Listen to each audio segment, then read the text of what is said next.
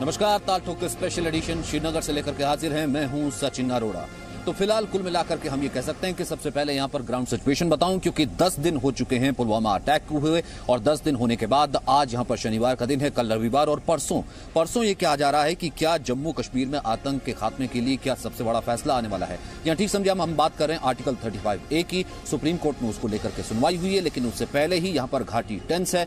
कुल मिलाकर के कल एक्स्ट्रा ट्रूप्स को यहां पर भेजा गया। लगभग 10 एक्स्ट्रा फोर्सेज जो टुकड़ियां हैं वो यहां पर पहुंची हैं। यहां पर शहर में बेहद जो है टेंस माहौल है। दूसरी तरफ अगर कहा जाए क्या यह जरूरी है कि 35A को लेकर के जो सुप्रीम कोर्ट में तमाम याचिकाएं हैं सुप्रीम कोर्ट उसकी सुनवाई करेगा, उसके मद्देनजर ही यह सब किया जा रहा है। क्योंकि रात को हमने देखा कि अलगाववादियों पर भी यहां पर शिकंजा कसा गया। यासीन मलिक, जमात इस्लामी समेत तमाम अलगाववादी संगठन थे जिन्हें नजरबंद कर दिया गया। 100 कंपनियां केंद्र सरकार ने जम्मू कश्मीर में, जैसे कि मैंने आपको ऑलरेडी बताया, वो भेज दी गई हैं। और यहां पर इस बीच राजस्थान में रैली हुई। बहुत इंपॉर्टेंट ये होगा कि राजस्थान में जिस वक्त रैली होती है, प्रधानमंत्री मोदी ने उस रैली से भी कड़ा संदेश दिया और ये कहा कि कुल मिलाकर के अब जिन्होंने ये आतंक किया उनका पूरा हिसाब किया जाएगा। तो 6 बजे की बड़ी बहस। और साथ ही साथ ये भी बता दें, यहां पर पीडीपी और एनसी ने कुल मिलाकर के अलगाववादियों का साथ दिया है और इस पूरी हियरिंग की जो कि 35A की होगी उससे अपोज करने का फैसला किया है। तो ऐसे में 6 बजे की बड़ी बहस और 6 के बड़े सवाल ये। और मेहमान हमारे साथ मौजूद रहेंगे क्योंकि सुब्रमण्यम सर डिबेट का हिस्सा नहीं बनेंगे, इसलिए शुरुआत में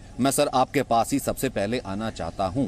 सर, एक तो ये है, एक बार फिर से सुनवाई है सुप्रीम कोर्ट में, सुप्रीम कोर्ट के थ्रू। लगातार पहले भी ये सुनवाई चल रही थी लेकिन आगे डेट होती रही। एक तो ये तरीका हो गया। दूसरा तरीका, आपको क्या लगता है कि 35A रिवोक किया जा सकता है? क्या वो अध्यादेश हो सकता है? क्या इसका सोल्यूशन है सर?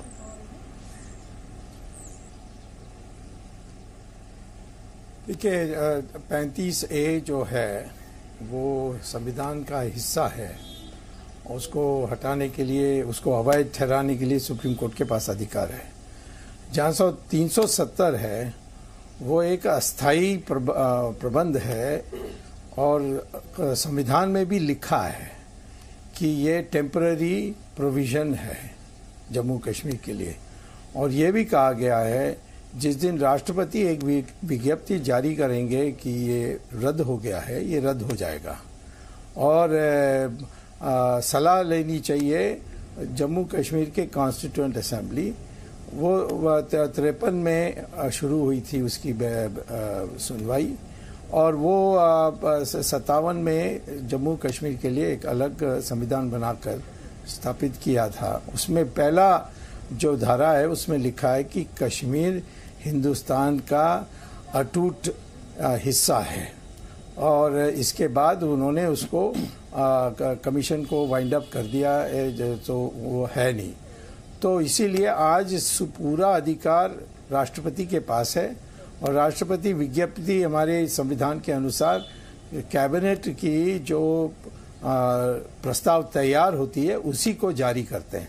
तो एक ही 370 हटाने के लिए सिर्फ कैबिनेट की एक मीटिंग होनी है, उसमें एक प्रस्ताव तैयार करनी है, राष्ट्रपति को भेजना है, राष्ट्रपति उसको जारी करें और वो 370 पार्लियामेंट के वोट के बिना रद्द हो जाएगी। ये संविधान में बिल्कुल साफ लिखा है। लगता है आपको भारतीय जनता पार्टी ऐसा करेगी या अब की ये सरकार में इतनी पॉलिटिकल विल है कि वो ऐसा कर सकती है? क्योंकि सर राम मंदिर पर तो आपकी बात मानी नहीं। देखिए, सरकार के पास निर्णय शक्ति तो बहुत है, लेकिन जो सूचनाएं सलाहें दी जाती है उसमें कभी उलझन पैदा हो जाती है। जैसे महबूबा के साथ मैंने विरोध किया, बट अन्य लोगों ने इसका बहुत बड़ी कदम मानी थी। आज सब पछता रहे हैं। तो ऐसा राय बनाने के लिए सरकार को कभी कभी सलाह पर निर्भर करते हैं और उसमें गलती भी हो जाती है, लेकिन निर्णय करने की शक्ति इस सरकार सबसे श्रेष्ठ है। और आज तक 70 साल में इतनी निर्णय सरकार बनी नहीं है और इसीलिए कोई 370 हटा सकता है तो वो सिर्फ बीजेपी की सरकार हटा सकती है। क्या लगता है आपको ये 35A प्रॉब्लम है जो कि यहाँ पोर्ट्रे किया जाता है सर कि एकदम सब दुकानें बंद हो जाती है, बंद की कॉल कर दी जाती है। महबूबा कहती है कि अगर उसको छेड़ा भी गया तो यहाँ तिरंगा जो है लहराना मुश्किल हो जाएगा, या फिर फारूक साहब कहते हैं कि अंतिम दम तक लड़ूंगा, या फिर ये एक सोल्यूशन है कि ये अगर आ गया तो शायद कुछ ऐसी पॉलिटिकल पार्टीज हैं उनकी जो सो कॉल्ड नैरेटिव और दुकानें हैं वो चल नहीं पाएंगी। देखिए, सुप्रीम कोर्ट कितना समय लेगा कोई कह नहीं सकता, और ऐसी धमकियों से तो हम कुछ सुनते नहीं हैं। मैं खुद गवर्नमेंट में रहा हूं। जब लिट्टे को डीएमके ने बहुत समर्थन किया तो मुझे चंद्रशेखर ने कहा था, जो प्रधानमंत्री उस समय थे, कि इसका देख लो। तो मैंने चेतावनी दी थी, तो उन्होंने कहा खून के नदियां बहेंगे, पृथकवाद वापस आ जाएगा, ये सब कहा था। लेकिन डीएमके गवर्नमेंट को हमने डिसमिस किया और एक साइकिल भी नहीं जली। और उसके बाद चुनाव कराया था 6 महीने के बाद, उसमें 234 सीट्स में डीएमके को सिर्फ 2 मिली थी और बाकी अन्ना डीएमके जयललिता की पार्टी को मिली थी। तो इसीलिए मैं ये धमकियों में नहीं जाऊंगा। कोई एक आश्वासन भारत सरकार ने उस समय 1950 में दिया था, ये अस्थायी प्रावधान है, क्योंकि हम यूनाइटेड नेशंस में एक अर्जी भरी है। उस अर्जी की सुनवाई होकर जल्दी ही फैसला हो जाएगी, उसके बाद इसको हम ख़त्म कर देंगे। परंतु ये चलते रहा और यूनाइटेड नेशंस में तो अर्जी पास हुई, निर्देश दी, पाकिस्तान ने उसको अमान्य किया, तो वैसे ही पड़ा हुआ है। तो वो अर्जी का भी वैसे भी वो अर्जी अवैध है, क्योंकि जवाहरलाल नेहरू ने कैबिनेट की अनुमति नहीं ली थी। तो हमारी सरकार यूनाइटेड नेशंस को कह सकती है कि हम इसकी परवाह नहीं करते हैं, क्योंकि ये अवैध है। तो आज 370 हटाना एक कलम की शक्ति में कर सकते हैं, और करना भी चाहिए, क्योंकि ये हमारी मैनिफेस्टो में है। लगता है आपको कि ये प्रॉब्लम है कि सोल्यूशन है? क्योंकि अगर ये सोल्यूशन है तो ये सोल्यूशन सर किस तरीके से इंप्लीमेंट होगा? ये जो भी अलगाववाद, ये जो भी समस्या इस वक्त है, आपको लगता है कि ये राइटली टैकल किया जा सकता या फिर किया जा सकता अगर पहले की सरकारों ने इससे पहले रिवोक कर दिया होता, बीच का कहीं ना कहीं जो दूरी है वो खत्म हो गई होती, एक हिंदुस्तान होता? नहीं, देखिए, आमतौर पर जम्मू कश्मीर माने जम्मू तो बिल्कुल नियंत्रण में है, और लद्दाख भी नियंत्रण में है। घाटी में ये समस्या है, वो सारे लोगों की समस्या नहीं है। अधिकांश, मैं तो कहता हूँ 75% से ज़्यादा लोग तो चाहते हैं कि अमन हो और अपने बच्चे स्कूल जाएं, इंटरनेट मिलें, सामान्य जीवन रहें, हम सिनेमा जा सकें, सैर कर सकें। इस प्रकार की लोग हैं वहाँ। और ये आतंकवादी लोग पाकिस्तान से पैसा लेकर यहाँ धांधली करते हैं। तो दुनिया में हमने देखा है कि 20-25 लोग तो एक शहर का तो बंद करा सकते हैं, और परंतु इसके माने ये नहीं है कि उनका चुनाव में उनका कोई पब्लिक केयर करती है। तो मैं समझता हूँ हमारी सरकार सारी कश्मीर में arm forces special powers act लगाकर जिसको पकड़ना तो पकड़ देना चाहिए। और आपको कह रहा हूँ कि मेरे अनुभव के अनुसार ये कश्मीर की जो समस्या है वो 2 दिन में सब शांति आ जाएगी। कोई सड़क पे नहीं निकलेगा, पाकिस्तान के लोग ही आते हैं, वही गड़बड़ करते हैं। उनका हम पाकिस्तान का भी खिलाफ हमें कार्रवाई करनी पड़ेगी, और वो कार्रवाई तो इसीलिए ट्रंप ने कहा बड़ी सख्त कार्रवाई की तैयारी हो रही है, इसीलिए डेंजरस सिचुएशन हो गया है। तो हम तो इसको एक निर्णायक स्थिति में पहुंच गए हैं। अब इस जख्म को हम ऐसे ही बैंडेज लगा दिया, कभी बैंडेज लगा दिया, कभी ऑइंटमेंट लगा दिया, ऐसा नहीं होगा। जहाँ फुंसी है उसका सर्जरी होगा, और जहाँ नहीं है उसमें हम उसको तंदुरुस्त करेंगे। और इस बार निर्णायक स्थिति में पहुंच गए। कश्मीर की समस्या उसको आज हल करना है, जो हिस्सा पाकिस्तान के साथ उसको वापस लेना है, ये हमारी दीर्घकालीन की नीति है। अंतिम सवाल सर, संक्षिप्त में, इसके बाद मैं मेहमानों तक जाऊंगा कि क्या 35 से आपको लगता है कि कश्मीर समस्या का स्थायी सोल्यूशन है? 35 में क्या, जमीन खरीदना कौन खरीद सकता है, यही है और कुछ नहीं है। 370 है मूल, 35A तो वैसे ही गिर जाएगी यदि 370 हटाओगे, तो वो सुप्रीम कोर्ट में चले गया, कोई सुनवाई शुरू हो गई, तो हम उसमें कदम तो सरकार उठा नहीं सकती, उठाने की जरूरत भी नहीं है। 370 को आज हम कर सकते हैं, सिर्फ एक विज्ञप्ति से राष्ट्रपति का, और उससे काम हो जाएगा। अच्छा, क्योंकि कई ऐसी चीज़ें हैं, कई ऐसी बातें हैं जिन पे आप सलाहकार के तौर पर रहते हैं और बहुत लंबा अनुभव है कश्मीर का। मुझे पता है कि आप डायरेक्टली रिवील नहीं करेंगी, लेकिन अगर मुझे कुछ शेयर कर पाएं सर, 370 पर अध्यादेश की तैयारी तो नहीं कर रही सरकार? नहीं, उसके अध्यादेश नहीं जरूरत है। अध्यादेश है जब कोई कानून पास करनी होती है और पार्लियामेंट उस समय उसकी अधिवेशन नहीं चल रही है, तब हम अध्यादेश जारी करते हैं और फिर 6 महीने के अंदर उसको पास कराना होता है पार्लियामेंट में। इसमें तो कोई पार्लियामेंट की वोट ही नहीं, जरूरत नहीं है। लोग संविधान पढ़ते नहीं है। जो संविधान पढ़ेगा वो जानता है कि 370 हटाने के लिए ये आश्वासन सरदार पटेल ने दिया था। अंबेडकर ने तो कह दिया था कि ये देशद्रोही है, ये जो प्रावधान है इसको मैं नहीं पेश करूंगा, इसीलिए वो हट गए थे।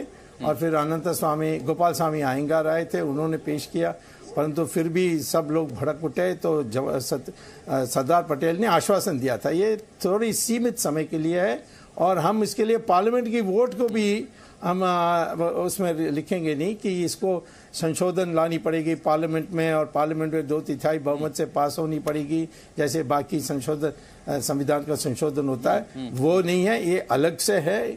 और इसीलिए ये राष्ट्रपति विज्ञप्ति जारी करके कर सकते हैं। और मेरी जो जानकारी है उसके अनुसार ये अभी हटने वाला है।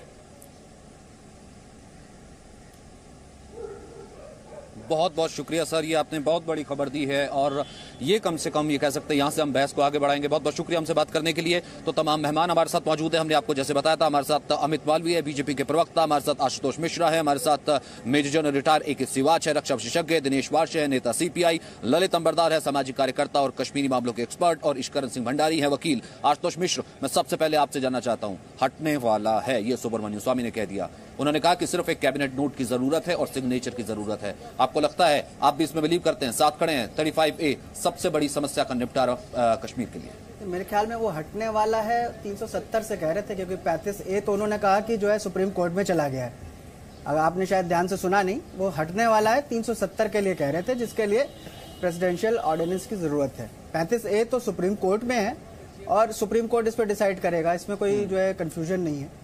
तो ये एक बात स्पष्ट होनी चाहिए। वो 370 के लिए कह रहे थे प्रेसिडेंशियल, लेकिन जो कि भाजपा ने वादा भी किया अगेंस्ट है, NC ने स्टैंड क्लियर किया। इसलिए मैं चाह रहा हूँ ना कि कम से कम एक स्टैंड तो क्लियर हो ना सर, कि किस लिए, क्योंकि यहाँ पर तो सबसे बड़ी बात तो लैंगिक समानता की है। मैं किसी राजनीतिक दल का तो वो हूं नहीं कि मेरा क्या स्टैंड है, इसकी कोई इंपॉर्टेंस ये सब तमाम चीजें, तो मैं कम से कम स्टैंड तो रख सकता हूं। किसी राजनीतिक दल को रिप्रेजेंट नहीं करता, तो मेरा स्टैंड क्या है, ये इससे जो है कोई फर्क नहीं पड़ता। फर्क ये पड़ता है कि जो भाजपा ने अपने मैनिफेस्टो में डाला था कि 370 हटाएंगे, और जैसे कि स्वामी जी बता रहे थे कि उसको हटाना इतना आसान है, उन्होंने क्यों नहीं हटाया अभी तक, ये बताएं। अब क्या ऐसा हो गया कि एकदम आखिरी मौके पे जाते जाते उनको फिर से याद आया कि यार एक वादा किया था, ये अभी तक पूरा नहीं किया है। तो वहां पे वो जवाब देना भाजपा के लिए ज्यादा जरूरी है। ठीक है दिनेश वार्षे, क्या लगता है, किस स्टैंड के साथ खड़े हैं? अगर 370A के साथ हैं, या फिर इसे जैसे हटाया जाता है, जैसे अगर बात करें सुब्रमण्यम सरकार अगर इसका रुख करती है भले थ्रू अध्यादेश, तो क्या आपका रुख होगा? सचिन जी, आपके प्रश्न में दो भाग हैं, एक धारा 370 और एक 35A। 35A जो है उसमें 4 मुख्य मौलिक तथ्य हैं। एक, कोई अचल संपत्ति नहीं खरीद सकता। 2, वहाँ की स्कॉलरशिप वहाँ के नागरिकों को मिलेगी। 3, वहाँ की नागरिकता वहाँ की असेंबली तय करेगी।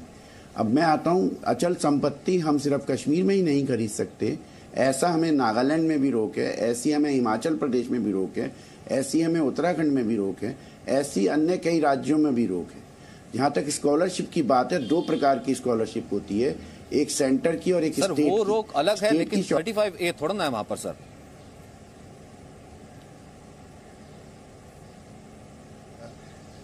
स्टेटस ऑफ रेजिडेंसी डिटरमाइन करता है। दिनेश वार्षे, अपनी बात पूरी कीजिए।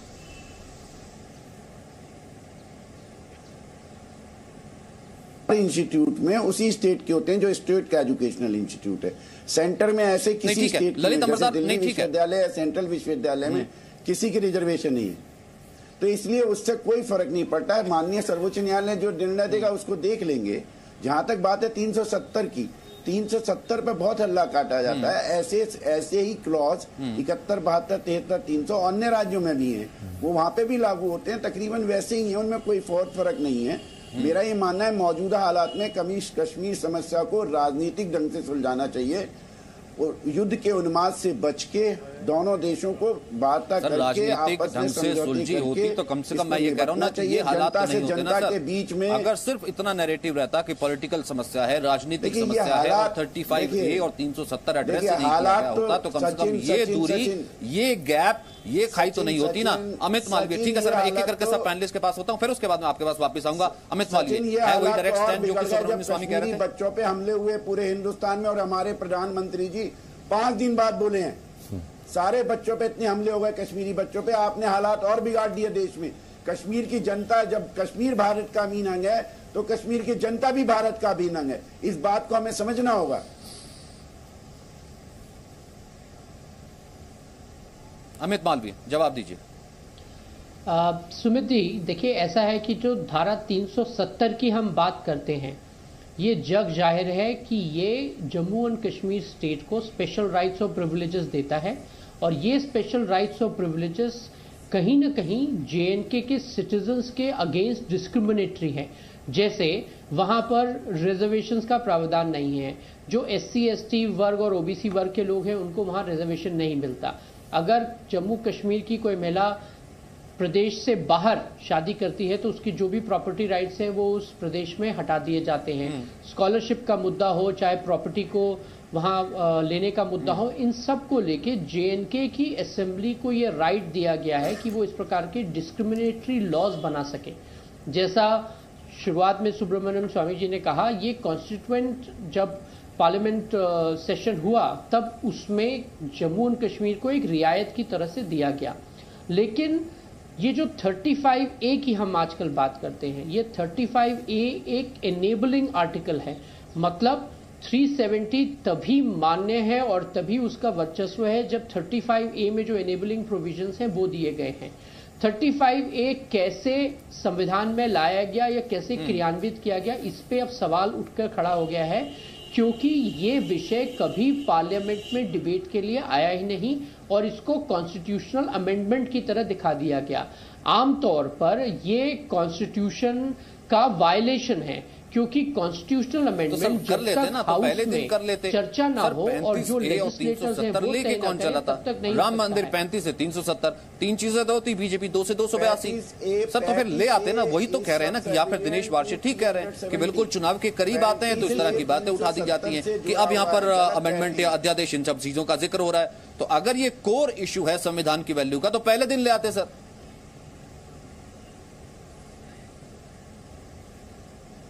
देखिए, ये मुद्दा जो 35A का है वो लंबित है। ये मुद्दा सुप्रीम कोर्ट में हमारी सरकार के दौरान पहुंचा और सुप्रीम कोर्ट ने सरकार का इस पे पक्ष मांगा, रुख मांगा, जो हमने दिया है और शायद मंडे को इसकी सुनवाई भी होनी है सुप्रीम कोर्ट में। विषय ये नहीं है कि ये मुद्दा कब आया, विषय ये है कि ये मुद्दा हमारी सरकार लेकर आई और लीगल फ्रेमवर्क और कॉन्स्टिट्यूशनल फ्रेमवर्क के अंतर्गत इस बहस को आगे ले जाया गया। क्योंकि अगर कोई व्यवस्था इस देश में चल रही है और बार बार इस देश के वामपंथी दल या कांग्रेस पार्टी या अन्य सो कॉल्ड सेक्युलर दल इस डिस्क्रिमिनेटरी लेजिस्लेशन को हिंदू मुसलमान के चश्मे से देखना शुरू कर दे, तब इस देश का माहौल खराब करने का एक प्रयास करते हैं ये विपक्षी दल। इनको ये हथकंडा ना मिल पाए और देश को सुचारू रूप से चलाया जाए, इसलिए न्यायिक प्रक्रिया के माध्यम से इसको किया जा रहा है। अब जब ये सुनवाई पे आ रहा है तो इस पर चर्चा होना स्वाभाविक है। सचिन, एक छोटी सी बात कहना चाहूंगा कि ये जो 35A जो ये है, ये ठीक है, 30 सेकंड आपके लिए, फिर उसके बाद ललित डोगरा राजा था, उसमें कोई हिंदू मुस्लिम नहीं थे, राजा डोगरा था और ये तब से ये चला आ रहा था और ये नियम और बाद में इंक्लूड किया गया था, तो इसमें कोई हिंदू मुस्लिम एंगल नहीं है। ठीक है, तब से चला आ रहा है, अब तो कर रहा है ना कोई हिंदू मुस्लिम।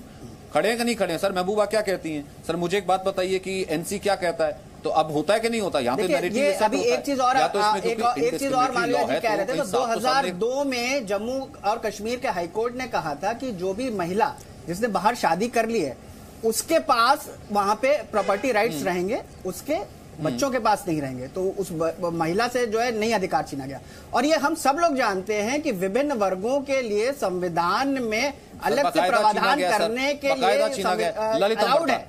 तो ये उसी का एक हिस्सा दलित अंबरदार, इतनी यूएन क्राई क्यों शुरू हो जाती सर कि एकदम घाटी टेंस हो जाती है कि जैसे पता नहीं यहाँ पर क्या होने वाला है। अगर यहाँ का नागरिक जो कि पूरे देश का एक अभिन्न अंग है वो यहाँ से आकर के मिल रहेगा जैसे कि आम कश्मीरी बाकी जगहों पर गया हुआ है, तो इससे किसके फैब्रिक को नुकसान पहुंचता है? और ये ऐसा कैसा फैब्रिक है जो या एनसी का है या फिर पीडीपी का है जो रातों रात हमने देखते हैं किस तरह की बातें शुरू हो जाती है? नैरेटिव क्या है?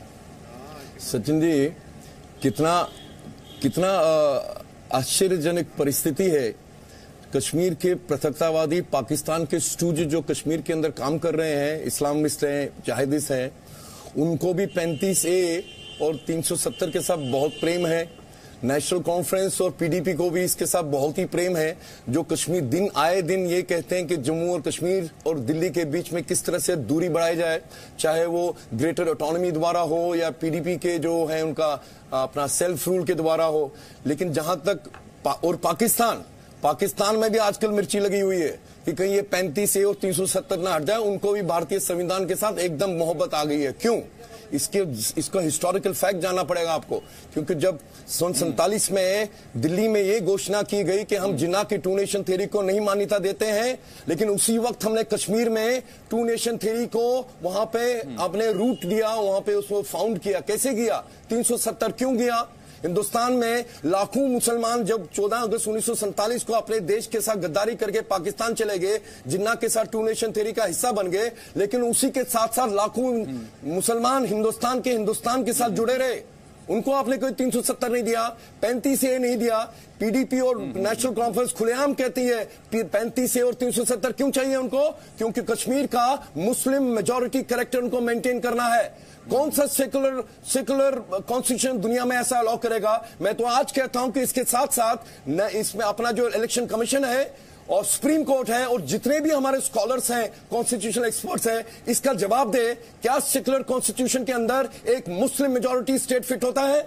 जिस अब 35A की बात कही है, मिश्रा जी ने कहा कि महाराजा के टाइम पे हुआ है। सिवात साहब, मैं एक छोटा सा ब्रेक ले रहा हूं। सिवात साहब, जब मैं वापस आऊंगा तो इस कमेंट को आप पूरा कीजिएगा कि क्या अब तक कश्मीरी आवाम को कहीं ना कहीं सिर्फ ब्लैकमेल किया जाता रहा है, गलत नैरेटिव दिखाया जाता रहा है? क्योंकि कहीं ना कहीं 35A एक तरफ महिलाओं को अधिकार देता है, उनके बाद जो उनके बच्चे होंगे उनको अधिकार प्रॉपर्टी का देता है, जो कि कश्मीरियों के लिए है। दूसरी तरफ उन लोगों को भी जो कि कम से कम 54 के बाद विस्थापित हुए, पाकिस्तान के उस पार से यहां पर के आए, उनको भी तो कहीं ना कहीं राइट ऑफ रेजिडेंस देता है।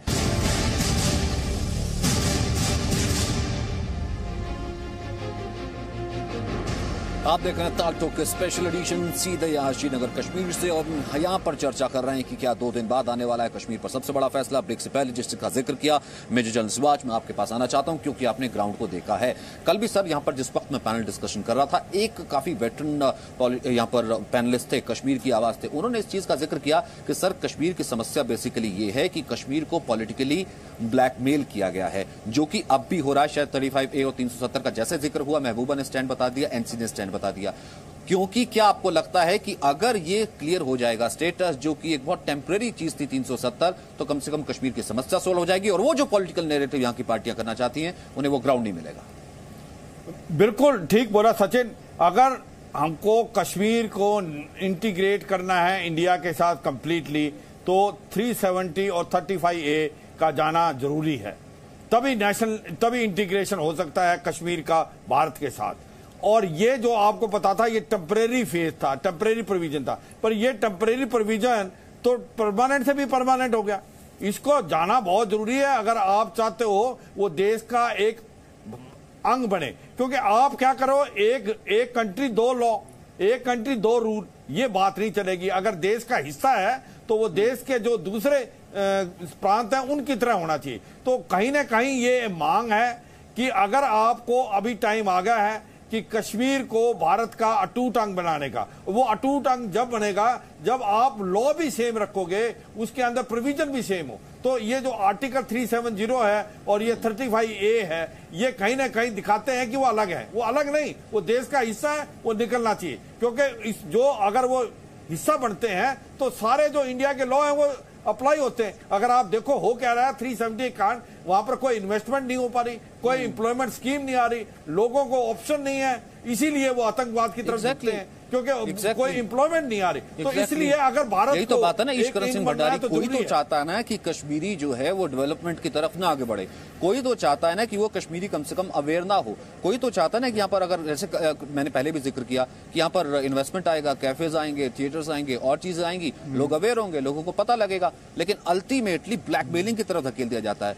क्यों ऐसा हो रहा है? और दूसरा ये कि इसकी लीगल सेंटिटी है क्या, ये भी जानना चाहेंगे। सचिन, ये दो पहलुओं में बात है, लीगल और पॉलिटिकल। पहले लीगल बोल लें। हमारे संविधान में कॉन्स्टिट्यूशनल अमेंडमेंट का एक बहुत स्ट्रिक्ट प्रोसीजर है, 2/3 मेजॉरिटी से पास होना पड़ता है, लंबा प्रोसीजर है, आर्टिकल 368 में वो दिया हुआ है। ये एक प्रावधान नेहरू सरकार ऐसे लेके आई जिसमें उन्होंने ये कॉन्स्टिट्यूशनल प्रोविजन फॉलो नहीं किया। अगर आपको संविधान में कॉमा भी डालना है ना, वो भी अमेंडमेंट है, उसके लिए एक बहुत रिजिड प्रोसीजर है। ये चीज, और ये फैक्चुअल बात है, इस चीज के लिए वो रिजिड प्रोसीजर जो आर्टिकल 368 बताता है क्या प्रोसीजर है, वो फॉलो नहीं हुआ।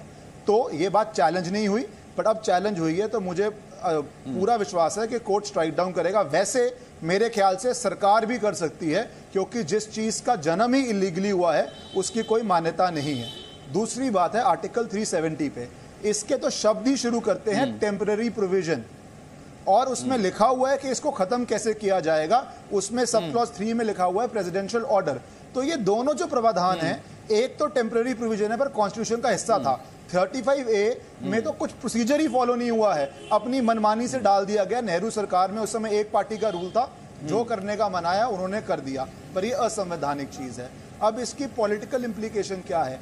जैसे आपने कहा, ये इसलिए किया जा रहा है, हमारे पूरे देश में लोगों की इन्वेस्टमेंट होती है, एक जगह का पैसा दूसरी जगह लगता है, कोई होटल खोलता है, कोई 5 स्टार्स खोलता है, किसी के पास जमीन होती है, बिल्डिंग बनाने के पैसे नहीं होते, तो वो गुड़गांव में 5 स्टार किसी इंडियन कंपनी को देता है, ताज 5 स्टार खोलती है, ओबरॉय खोलता है। और मैं आपको सच बताऊं, ईश्वरन भंडारी कल बाकायदा एक कश्मीरी आवाज मेरे साथ मौजूद थी, उसने ये बाकायदा कहा कि ये 54 में ही अगर समस्या खत्म हो गई होती, अगर कश्मीरियों से इस तरह की उलझुल चीजें नहीं की होती, ये टेम्पररी तरीके का वर्जन नहीं आता, तो आज हम इस तरह खड़े भी नहीं होते। जिस तरीके से बैंगलोर, जिस तरीके से हैदराबाद, जैसे मुंबई पे खड़े होकर जो तरक्की की बात करते हैं, वैसी हो रही होती, आप समस्या की नहीं होती। मैं एक और चीज, मुझे एक साउंड बाइट सुनानी ईश्वरन, मैं उसके बाद वापस आऊंगा क्योंकि उसके ऊपर रिएक्शन बहुत इंपॉर्टेंट होगा। फारूक अब्दुल्ला। 4 जंगें हो चुकी हैं हमारी रियासत में, लाइन वहीं पे खड़ी है, 5वीं जंग कर लीजिए। अब ये छोटी जंग नहीं रहेगी, अब अगर ये जंग छिड़ गई तो ये बहुत बड़ी जंग होगी, और ये मामला सीधा सिक्योरिटी काउंसिल में जाएगा, और सिक्योरिटी काउंसिल में उनके जो रेजोल्यूशंस हैं वो उठाए जाएंगे। क्या हिंदुस्तान उसके लिए तैयार है?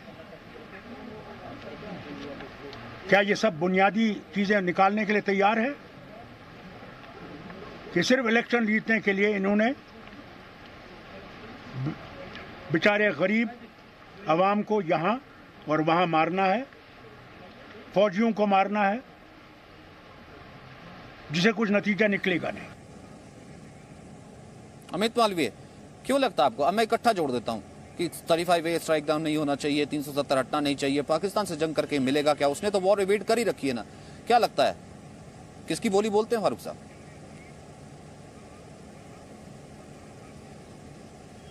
देखिए, आप बार बार जब भी वादी का विषय आता है तो फारूक अब्दुल्ला जी के पास पहुंच जाते हैं, उनसे राय मांगते हैं। आज कश्मीर जिस हालात से गुजर रहा है, इसके बहुत बड़े पैमाने पे इसके जन्मदाता तो फारूक अब्दुल्ला हैं। 1989-90 में ये वहाँ के मुख्यमंत्री थे, और जब ये जिहादी टेररिज्म वहाँ पे शुरू हुआ तो ये बाकायदा अपनी सारी जिम्मेदारी छोड़ के विदेश भाग गए। और आज ये हमें बताते हैं कि कश्मीर की आवाम क्या चाहती है। जब कश्मीर की आवाम को इनकी सबसे ज़्यादा ज़रूरत थी तब ये कश्मीर से नदारद थे। ये इतिहास की सच्चाई है। किसी को फारूक अब्दुल्ला जी को ये बताना चाहिए उनकी बाइट या उनका रिएक्शन लेने से पहले। दूसरी बात, फारूक अब्दुल्ला जी जब वादी में रहते हैं तो पाकिस्तान की भाषा बोलते हैं, जब दिल्ली में आते तो हिंदुस्तान की भाषा बोलते हैं। ये जो एक्सपीडियंट पॉलिटिक्स फारूक अब्दुल्ला और वादी के जो बाकी नेता करते हैं, यही कारण है कि आज वादी जिस हालात में है उस हालात में है। देखिए सचिन जी, हमारा देश कांग्रेस के तो बहुत करीबी रहे ना, क्यों इतना प्रॉक्सी बन जाते हैं सर? जब पूरा देश एक साथ होता है क्यों प्रॉक्सी बन जाते हैं? ठीक है सर, मैं यहाँ से एक बार बॉल को रोल करना शुरू करता हूँ। एक बार देखते हैं कि आखिरकार वो उस जुबान या आवाज के साथ ये कम से कम प्रॉक्सी सही इनडायरेक्ट वे में ही साथ खड़ा कैसे नजर आता है? नहीं ठीक है, 40 सेकंड आशुतोष मिश्रा, उसके बाद दिनेश वाशने। देखिए, ये तो अब्दुल्ला साहब को तो जहां पे इनको सरकार में मिला, ये भाजपा के साथ भी जुड़ लेते हैं, उधर भी जुड़ लेते हैं। ये तो जो है सत्ता के पीछे भागने वालों में से हैं। तो इनको, जैसे कि मालवीय जी भी कह रहे थे, बहुत ज्यादा महत्वता देने की जरूरत नहीं है। ये जो है अब मौका देख के इनकी आवाज भी बदलती है और किसके साथ हैं वो भी बदलते हैं। बात यहाँ पे क्या जरूरी है कि आप तो वहाँ पे सचिन हैं, आप देखते हैं कि पुलवामा में जो कश्मीर का जवान बच्चे हैं वो आर्मी ज्वाइन कर रहे हैं, वो वहाँ पे खड़े होकर के कह रहा है कि देखिए जंग से क्या मिलेगा सर, वॉर इवेडिंग से क्या होगा सर? सामने वाले ने तो वॉर इवेड कर ही रखा है। हाँ, तो फिर इनकी बात तो पड़ता है ना सर, इस पे तो सारा देश खड़ा हुआ है कि पाकिस्तान को जवाब देना है। आप ऐसे लोगों की बात को पाकिस्तान बाय करना चाहता है। मेरी तो समझ में नहीं आ रहा कि ऐसे लोगों की बात को महत्व क्यों। सारा देश जो है इस समय आर्मी के साथ खड़ा है कि जो वो उचित समझेंगे और जिस समय करेंगे हम उनके साथ हैं, और पाकिस्तान को पुलवामा का जो है दंड मिलना चाहिए। इसमें कोई भी जो है देश में कोई दोमत नहीं है। सचिन जी आ सकता हूं 1 minute? Professor Washne, professor Washne, ठीक है आप आइएगा 1 सेकंड मल्ला जी। प्रोफेसर वाशने, क्या लगता है आपको, इसमें भी आपको लगता है कि वोट से कुछ नहीं मिलेगा जो कि सामने वाले ने छेड़ रखा है, या आपको लग रहा है चुनावी रेटोरिक जिसका जिक्र फारूक अब्दुल्ला कर रहे थे? देखिए, मैंने तो अपने पहले ही वक्तव्य में कहा था, युद्ध का उन्माद पैदा करने वाले लोग अब वैज्ञानिक नजरिया रखते हैं कश्मीर की राजनीतिक समस्या पे। मैं फिर कह रहा हूं एक बात आपको कि धारा 370 जब बनी, जब लागू हुई, जब ऑपरेटिव हुई, तीनों समय पे माननीय जनसंघ के नेता श्री श्यामा प्रसाद मुखर्जी के साइन हैं। ममित मालवीय जी ये बता दें कि श्यामा प्रसाद मुखर्जी की हत्या किसने करवाई थी, उनकी फाइल पब्लिक कर दे। जहां तक जनरल सिवाज की बात है बेरोजगारी की, तो रोजगार तो आजकल किसी भी राज्य में नहीं मिल रहा, और नोटबंदी के बाद तो देश का बेड़ा गर्क हो गया। अर्थव्यवस्था की बुरी हालत है, और कश्मीर की समस्या का सुलझाव एक ही है, सबके साथ बैठना पड़ेगा। कश्मीरी जनसंख्या को अपनी जनसंख्या समझना पड़ेगा, उसको सांप्रदायिक नजरिए से बीजेपी 70 साल से बैठ तो रहे हैं सर, बंद कर दें। 70 साल से तो बैठ रहे हैं सर, और 70 साल से बैठने के बाद ललित अंबरदार वही शख्स खड़ा होकर कहता ना कि नहीं मानेंगे। प्रगतिशील लोग भारत के नहीं मानेंगे, क्योंकि उनकी जो फिलॉसफी है, दामोदर अधिकारी का जो फलसफा है, वो कि हिंदुस्तान एक राष्ट्र नहीं है, कई राष्ट्रों से बना हुआ है, ये तो उनकी फिलॉसफी का हिस्सा है। उनको तो तकलीफ होती है कि हिंदुस्तान अभी जुड़ा हुआ क्यों है। दूसरी बात मैं आपको बताना चाहता हूं, ये कहते हैं कि इसमें सांप्रदायिकता नहीं है। 70 साल से कश्मीर के अंदर सांप्रदायिकता का सबसे बड़ा सबूत कश्मीरी हिंदुओं का नरसंहार, इसी 370 के अंदर, इसी 35 के अंतर्गत। और दूसरी बात, आप जब जम्मू कश्मीर की बात करते हैं तो जम्मू कश्मीर और लद्दाख है। 35A से मोहब्बत सिर्फ कश्मीर वादी में है, जम्मू में नहीं है और लद्दाख में नहीं है। कब से चाहते हैं कि वो 35A से हट जाए और 370 से हट जाए, हिंदुस्तान के साथ उनका इखलाक हो, अनकंडीशनल इखलाक हो। तीसरी बात, ये जो 35A का अभी मिश्रा जी कह रहे तो थोड़ा सा उनको सबमिट करना चाहता हूं। डोगरा राज्य में जब इसके बारे में जिक्र किया गया था, वो ये था कि उस वक्त उर्दू जबान जब ऑफिशियल लैंग्वेज यूज हो गई थी जम्मू कश्मीर में, तो पंजाब से पार्टीशन से पहले मुहिम चल रही थी। पाकिस्तान बनाने के पहले अहमदिया मुसलमानों का बहुत बड़ा योगदान था कश्मीर में भड़काने का कश्मीरी मुसलमानों को। तो उस वक्त ये कोशिश हो रही थी कि पंजाब से उर्दू जानने वाले पंजाबी स्पीकिंग मुसलमान कश्मीर में आ रहे थे, तो उस वक्त राजा ने उस पर रोक लगा दी थी। राजा हिंदुस्तानी थे, महाराजा जो थे हिंदुस्तानी थे। ये लेफ्ट लिबरल हिस्टोरियन से उनको डिह्यूमनाइज किया। दूसरी बात, 50 के दशक में जम्मू कश्मीर में महामारी फैल गई थी। जम्मू कश्मीर की सरकार पंजाब गई, वहां से वाल्मीकि समाज को बुलाया सफाई करने के लिए, उनको आश्वासन दिया कि हम आपको सिटीजनशिप देंगे, लेकिन धोखा किया उनके साथ। आज वाल्मीकि समाज का सर्टिफिकेट देखें, वार्ष्णेय जी को बोलता हूं, ये अपने आप को प्रगतिशील बोलते हैं। जाके जम्मू के गांधीनगर इलाके में जाइए, वाल्मीकि समाज का सिटीजनशिप सर्टिफिकेट देखिए, उसके अंदर क्या लिखा हुआ है। उसके बाद ईश्वर भंडारी कि जब यहाँ पर जो पाकिस्तान ये चाहता नहीं है 35A 370, क्योंकि उससे पता है कि अगर ऐसा हो गया तो कहीं ना कहीं आम मुख्य धारा में कश्मीरी आ जाएगा, डेवलपमेंट हो जाएगा, फिर वो अपना एजेंडा नहीं चला सकेगा। वही फारूक अब्दुल्ला भी जानते हैं सर। इस तरह से फिर ये कहते हैं ना कि ये फिर वो आशा जो है दूसरी तरफ की कौन बोलने लग जाती है? सर मेरे पास थोड़ा वक्त है, मेरे को 30 सेकंड उन दोनों को भी देने 30 सेकंड मेजर जनरल सिवाच, उसके बाद कृष्ण भंडारी। 370 और 35A के द्वारा ये मानसिकता बनी है। सचिन आपने ठीक है, सचिन आपने फारूक अब्दुल्ला की एक बात सुनी, वो कहते हैं, फारूक अब्दुल्ला कहते हैं हमारी रियासत, ये लोग चाहते हैं कश्मीर इनकी रियासत रहे, प्रजातंत्र ना बने, डेमोक्रेसी ना बने। 370 और 35A रहेगा तो इनकी जमीनें रहेंगी, इनकी रियासत रहेगी।